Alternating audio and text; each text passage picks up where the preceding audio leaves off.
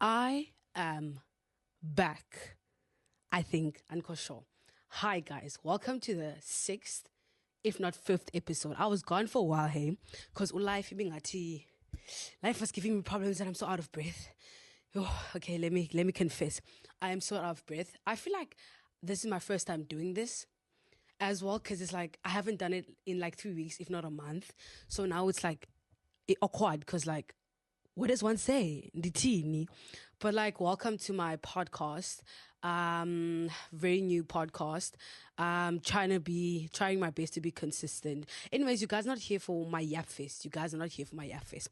You guys saw the heading. The storyline for today is story time on how, if not when, a story time of when my mom found my strap on, right? So if you're in the LGBT world, even if you're not a mask, actually that's even, you don't even need to be in the what's this called, in the alphabetical letters. No.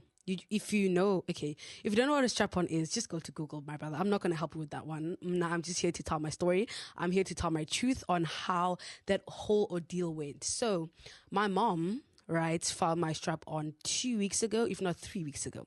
It was on a random Tuesday. I still remember. I don't know why I remember, but it was on a Tuesday, right? And yeah, so we had lost my grandpa. May he rest in peace. So when my mom came back, I was home alone that day, right? And my mom usually never goes into my room, but I don't know specifically what she was looking for, right? I think we had a conversation where I told her that thing that she's looking for, it's in my closet, right? Like I am chilled. I'm relaxed. I'm like, yeah, don't worry, girl. Like it's in my closet. You can go take it, right? So I figure again, she's like, okay, hi, how are you? Good, and you good? Whatever the case might be. Shut. Now I'm sitting in the living room, I mind my own business, but I was scrolling on TikTok, like I'm happy, like I'm okay, like I'm vibing. Divum the seat. Hey, all right. Ne, yeah. From the tone, but I'm still like can't like I didn't think that's what she was calling me for. So I was still like, okay, I did something, but like in. Yo, walk into the room. She's like, Hindonle. I look on the bed. Wow. I think that was the first time in my life I've ever genuinely been speechless. Because what do you say? What do you say? There's no explanation. At least if they find something minor in your clothes, you can be like, oh no, like my friend said I must keep I must keep that thing for them. Or can you, oh no, like this, that, and the third. But like it's a whole strap on your bed. I just looked at her and she was like, Indonle.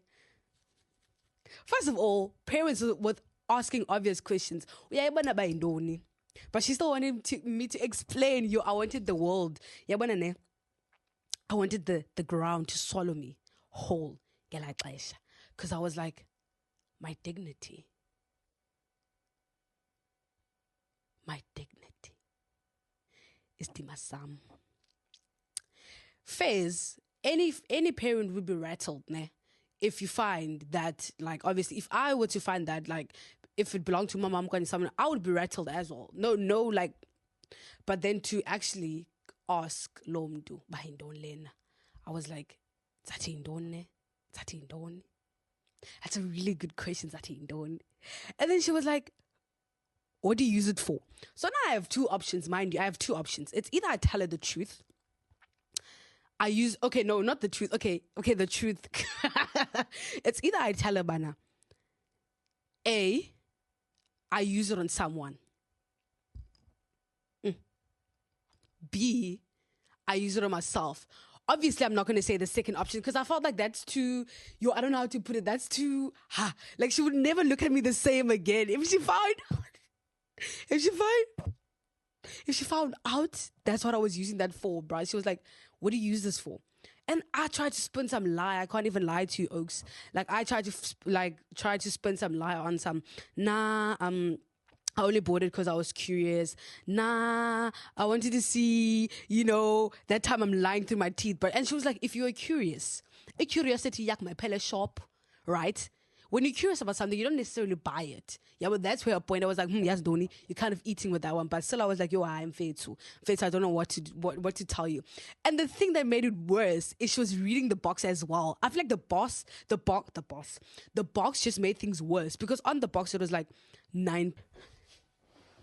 I was having some bit of technical defeat. Yes, sis. I promise you guys, I can speak English. English in the ayas. But the way that I feel like sometimes my mouth moves faster than my brain, and then when I say something, it just sounds like I'm dumb, bro. Sounds like I'm dumb. And then I'm like, Mantule mos. I have nothing to say. Nothing to say. Okay, anyways, yeah. So then I feel like the box made it worse, because then she was looking at it and she was like, 9 point. Nah. It was not funny in the moment, but now looking back, she was like 9.13 something. I think it was 13. Yeah, I was like, yeah, sana. There was no need. And then obviously coming from a black household, it's not even about a black household. Coming from like a Christian household, we all know this. And I'll say it again. Sisin, etc. You can't be gay. You can't be a woman like men, etc., etc., etc. And then she asked me, which is a fair question. She was like, because they know, obviously, by Naibo, they can see, they know. But then the thing is, I've never openly, I've never openly, what's this called now? Haven't openly came out and be like, because you can see it, ipaliwe. Like what? The closet is very transparent. So then all she said was like, if you are a woman, right? And you like women, right? Then why are you guys bringing a fake into the picture? I was like, you know what? Black people. And I was like, good question. And then I was like, in fact, I don't know what you want me to do. And then obviously it became like a big thing where, I don't condone her actions. She didn't do it. She didn't do what she said she was going to do back then. I think it was just out of pure anger and just frustration, I guess, over something that she found in my closet, something that's very, very much private, very much, and she took a picture, right? She took a picture of it. She was like, she's gonna show the entire family, etc., etc., etc. So I was like, in to bed at this point, because you found it. What am I gonna say, Vit? Like, the way that they were moving, I feel like it was just like the pure shock of just finding a strap on, yes. But I feel like the way they were moving, you would have sworn they found crack. Like, you would have sworn they found heroin. Like, you would have sworn they found out that their daughter was like a 3-year-old, like 3-year-old, no. Yes. You would think that their daughter is like a fully fledged drug addict, bruh. And I was like, Fetu, it's just a strap. It's just for fun. How? Then my dad came home from work, right?